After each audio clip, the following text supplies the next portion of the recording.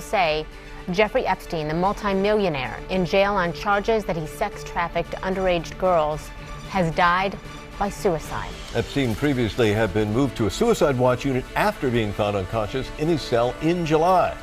Prosecutors say that Epstein sexually abused dozens of young girls for years at his home in Palm Beach, Florida, and New York. Some of his alleged victims were said to be as young as 14. Let's bring in Cara Scannell. She has been covering this case for some time. Cara, what do you know about the means by which he died and how he was discovered?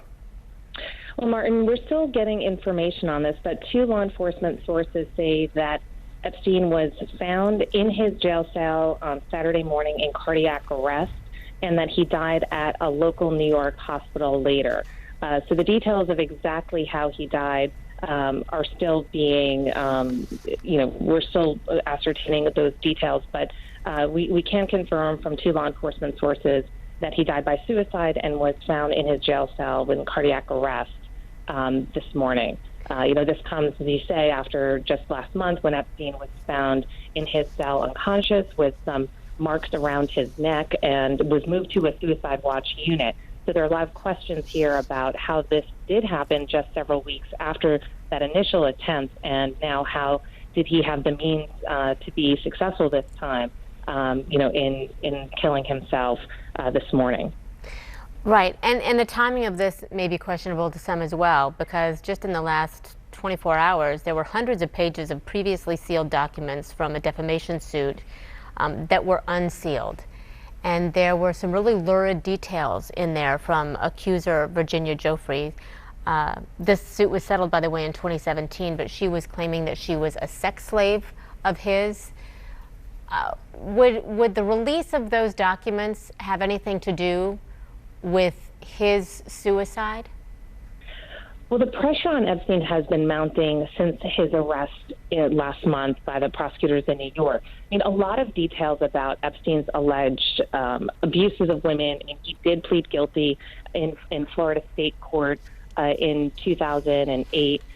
He had a non-prosecution agreement with the federal prosecutors relating to the same allegations that he had abused young girls, some as young as 14, that he had done this across the country, including a home of his in the Caribbean islands.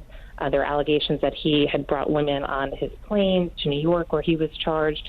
So while the ideas and some of these allegations about Epstein have been in the public domain, both in the criminal cases and then in a multitude of civil lawsuits brought by accusers, the attention with these criminal charges in New York has brought all of that back up to the surface. And then you have people coming forward. You've had these documents that are being unsealed. So the breadth of the scheme that Epstein was alleged to have been involved with, the sex trafficking scheme, has really come out in a lot more detail, in a much higher profile way.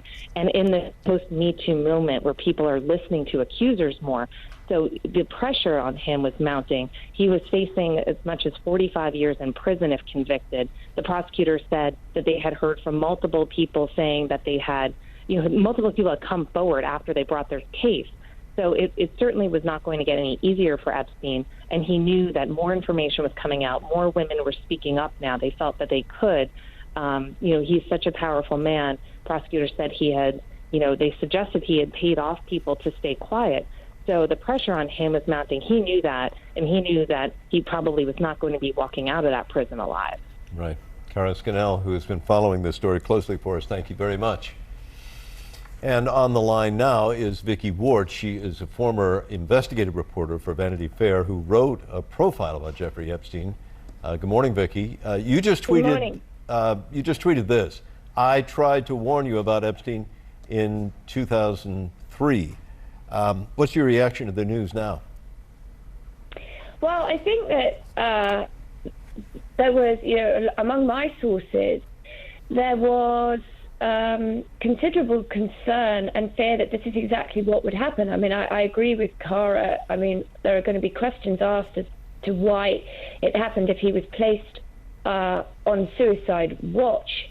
That's supposed to make, suicide, if that's what it is, difficult. But the other side of the Jeffrey Epstein story is the financial mystery.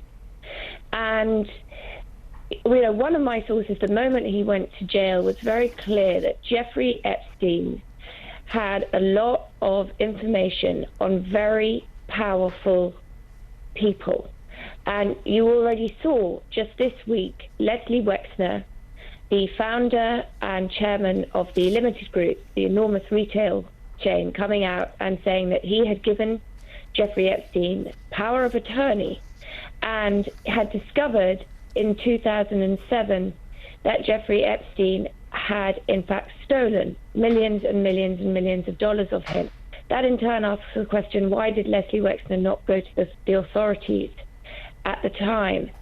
Jeffrey Epstein has been linked in the cases that have come up with Bill Clinton, with Leon Black, who kept him on his family's foundation until very recently, knowing full well that by then Jeffrey Epstein had gone and served a smaller jail sentence based on charges in Florida.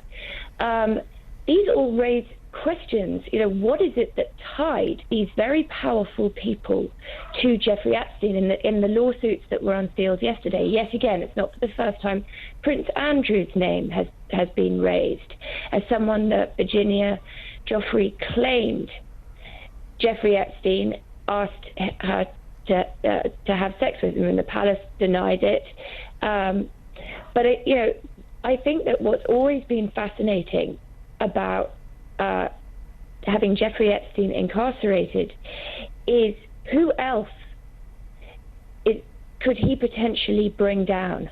The indictment talked about a conspiracy, which generally tends to mean that other people are involved.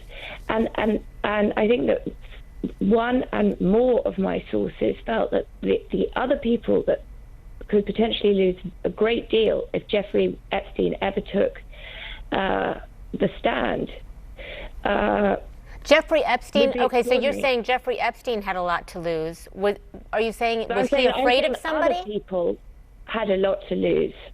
I'm sorry. Okay, I just wanted to make sure that I clarified that. Was Jeffrey Epstein afraid of anyone with all of this mystery, with all of these powerful people?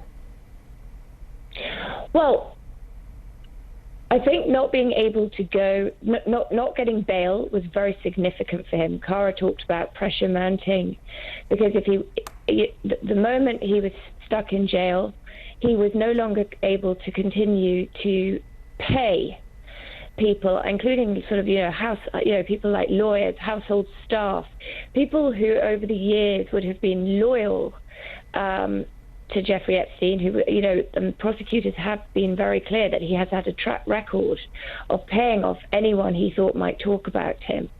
And I think that created a real jeopardy for him. His pilots were getting lawyered up. So that tells you that he must have been sitting there wondering who was, for the first time perhaps, who was going to turn on him.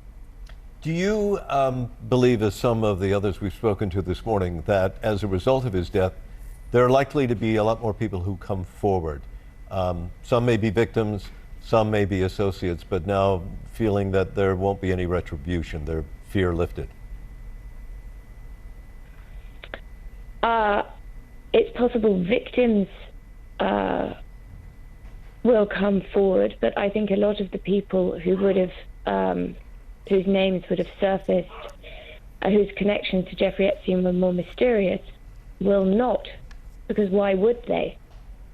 Now that he's dead, what's the,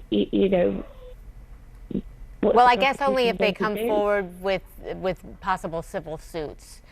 Is what somebody was talking about. I do want to ask you about your tweet this morning. You said, "I tried to warn you about Epstein in 2003. Vicki, what does that mean? So that means that I wrote an article for Vanity Fair that was published in 2003.